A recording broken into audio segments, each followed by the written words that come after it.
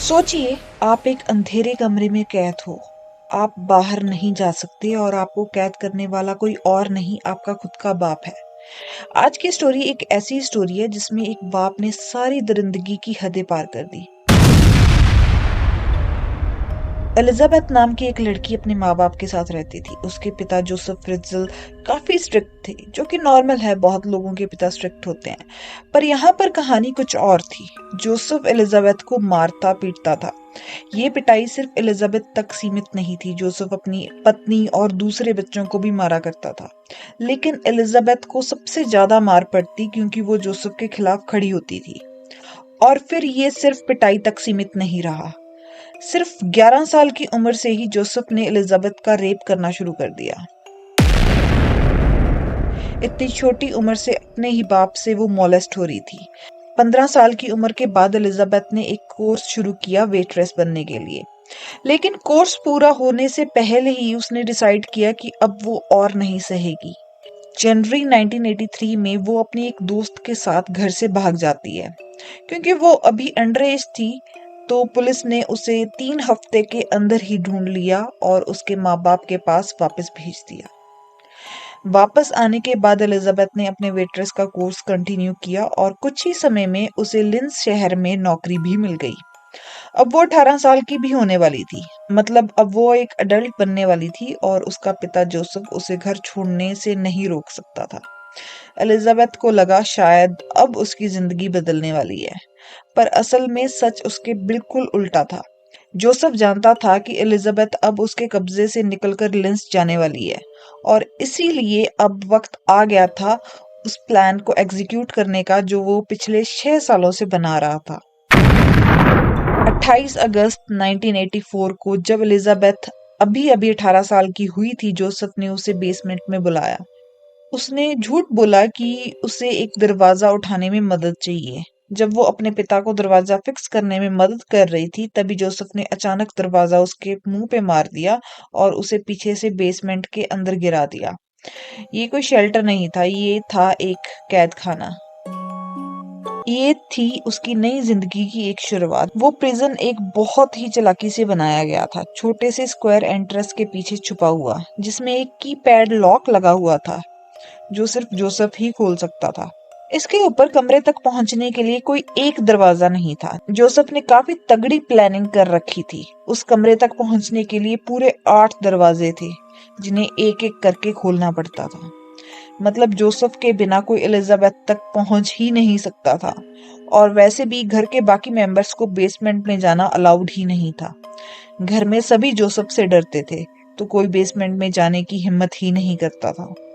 Elizabeth के गायब होने पर जोसेफ और उसकी पत्नी रोज ने अपनी बेटी की मिसिंग कंप्लेंट पुलिस में दर्ज करवाई। सोचिए, एक तरफ वो खुद ही अपनी बेटी को किडनैप कर चुका था और दूसरी तरफ दुनिया और अपने घर वालों को शो करने के लिए मिसिंग कंप्लेंट भी कर रहा था। जोसेफ ने पुलिस को बताया कि एलिजाबेथ भाग गई है और किसी कल्ट में शामिल हो गई है, और वो उल्टी सीधी हरकतें करती थी, इसलिए उसे पहले ही शक था कि एलिजाबेथ भाग जाएगी। लेकिन सिर्फ जोसेफ ही था जो ऐसा सोचता था। रोज और परिवार के बाकी लोगों को ऐसा बिल्कुल भी नहीं लगता था। क्योंकि एलिजाबेथ पहले भी भाग चुकी थी, तो पुलिस को लगा कि वो शायद फिर से भाग गई है। इस थ्योरी को मजबूती तब मिली जब उन्हें एलिजाबेथ का लिखा हुआ एक लेटर मिला। पर वो लेटर जोसेफ ने जबरदस्ती लिखवाया एलिजाबेथ से, और उस लेटर में लिखा हुआ था कि मैं अब यहाँ पर रहना नहीं चाहती और मुझे ढूंढने की कोशिश मत करना, नहीं तो मैं देश छोड़कर चली जाऊंगी। वो लेटर पुलिस के लिए एक आखिरी सबूत बन गया, जिसने उन्हें ये यकीन दिलाया कि एलिजाबेथ अपनी मर्जी से घर छोड़कर गई है। और क्योंकि एलिजाबेथ 18 साल की हो चुकी थी, तो ये मिसिंग केस क्लोज हो गया। इस बीच जोसेफ लगभग रोज बेसमेंट में आता, उसे खाना और सामान देने के लिए। लेकिन सिर्फ खाना ही नहीं, कैद करने के दूसरे ही दिन जोसेफ ने उसके साथ रेप करना शुरू कर दिया। रोज, कभी कभी दिन में कई बार। बाद में जोसेफ ने माना कि जब भी वो एलिजाबेथ का रेप कर रहा होता था, तो उसकी आंखों में देखने से बचता था। 5 साल तक एलिजाबेथ कैद खाने में अकेली जिंदगी जीती रही, और उस दौरान जोसेफ उससे बिल्कुल भी बात ही नहीं करता था। सिर्फ आता था, खाना देता था और रेप करता था। फिर एक दिन वो वक्त आया जब एलिजाबेथ प्रेग्नेंट हो गई। बेसमेंट में बच्चा पैदा करने के लिए एलिजाबेथ को बहुत मुश्किलों का सामना करना पड़ा। बच्चा पैदा करने के लिए उसे कोई मेडिकल अटेंशन नहीं मिली। जोसेफ ने उसे सिर्फ एक किताब लाके दी जो एक्सप्लेन करती थी कि कैसे बच्चा पैदा कर सकते हैं घर में। पर ये बच्चे बाद में एलिजाबेथ की जीने की वजह बने, क्योंकि पहले तो वो सुसाइड के बारे में ही सोचती रहती थी। अपनी 24 सालों की कैद के दौरान एलिजाबेथ ने अपने पिता के साथ 7 बच्चों को जन्म दिया। उनमें से 3 बच्चों को जोसेफ अपने साथ ऊपर रहने के लिए ले गया। जोसेफ ने ये कैसे किया? वो बच्चों को अलग अलग समय पर फैमिली के पोर्च पर रख देता था और साथ में वो एक लेटर भी रख देता था जो उसने जबरदस्ती एलिजाबेथ से लिखवाए होते थे। उन लेटर्स में एलिजाबेथ लिखती थी कि वो बच्चों को अपने माँ बाप के पास छोड़ रही है क्योंकि वो उनकी जिम्मेदारी नहीं संभाल सकती। एलिजाबेथ को कोई भी मेडिकल अटेंशन नहीं मिलती थी। एलिजाबेथ ने अपने बच्चों को बहुत अच्छे से पाला बावजूद इस कैद के।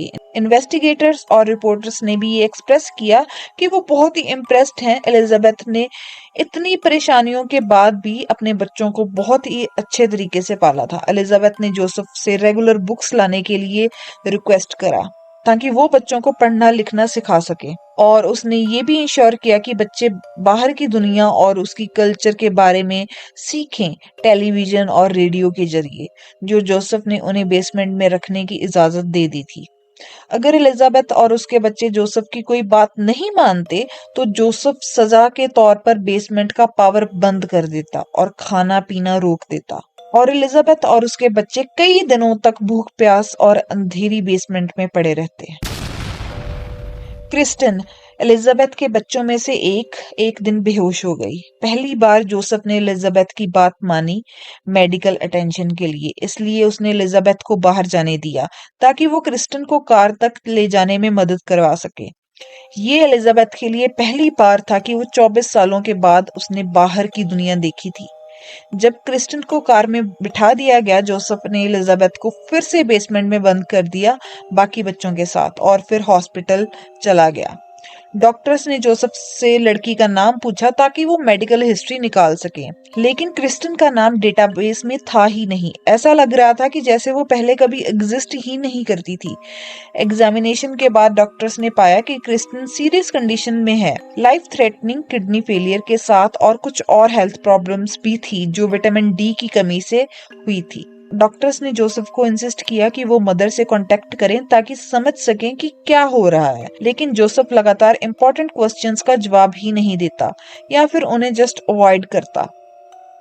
ये कुछ दिनों तक चला। डॉक्टर्स का सस्पिशन और इरिटेशन बहुत बढ़ गया था, और जब उनका शक बहुत ज्यादा बढ़ गया तो उन्होंने 21 अप्रैल को पुलिस को इन्फॉर्म करने का फैसला किया। पुलिस ने एलिजाबेथ से कांटेक्ट करने के लिए पब्लिक अपील भी की और एलिजाबेथ का मिसिंग कंप्लेंट केस दोबारा से रीओपन किया। जोसेफ अपनी स्टोरी पे स्टिक रहा कि एलिजाबेथ भाग गई है। इस बीच एलिजाबेथ जोसेफ को बार बार कहती कि उसे हॉस्पिटल जाने की इजाजत मिले, और एक हफ्ते बाद 26 अप्रैल को जोसेफ ने एलिजाबेथ को हॉस्पिटल ले जाने के लिए मान गया, पर उसने सख्त हिदायत दी कि वो अपनी स्टोरी पे स्टिक रहे। जब वो हॉस्पिटल पहुंचे तो जोसेफ और एलिजाबेथ को तुरंत पुलिस के द्वारा डिटेन कर दिया गया और क्वेश्चनिंग के लिए अलग अलग रखा गया। एलिजाबेथ शुरू में बहुत हेजिडेंट थी। एलिजाबेथ शुरू में कोऑपरेट नहीं कर रही थी, जब तक पुलिस ने उसकी एक रिक्वेस्ट नहीं मानी कि वो अपने पिता से कभी दोबारा नहीं मिलेगी। अगले कुछ घंटों में उसने 24 सालों का सारा किस्सा सुना दिया, अपने सारे बच्चों के बारे में बताया और कुछ और डिटेल्स भी बताई, जैसे कैसे जोसेफ उसे अडल्ट फिल्म देखने पर मजबूर करता था। जोसेफ जो उस वक्त 73 साल का था, उसको अरेस्ट कर लिया गया। जोसेफ फ्रिट्जल को ऑस्ट्रेलिया में प्रिजन में एक स्पेशल प्रिजन यूनिट में रखा गया जहां क्रिमिनली इंसेन लोगों के लिए अलग अलग यूनिट है, और वहां वो अपनी सजा काट रहा है। एलिजाबेथ और उसके बच्चे अब कहीं और रह रहे हैं। वो कहाँ है ये उनकी सेफ्टी के लिए पब्लिकली नहीं बताया गया है। इस स्टोरी पर एक मूवी भी बनी है, गर्ल इन द बेसमेंट। मैं तो इस कहानी पर यही बोलूंगी कि हर बच्चा एक अच्छे माँ बाप का हकदार होता है, लेकिन हर इंसान माँ बाप बनने के लायक नहीं होते। बचपन में हमें माँ बाप से ही प्यार और सुरक्षा मिलती है। अगर वही माँ बाप दरिंदे बन जाएं, तो जिंदगी में कोई रास्ता नहीं बचता।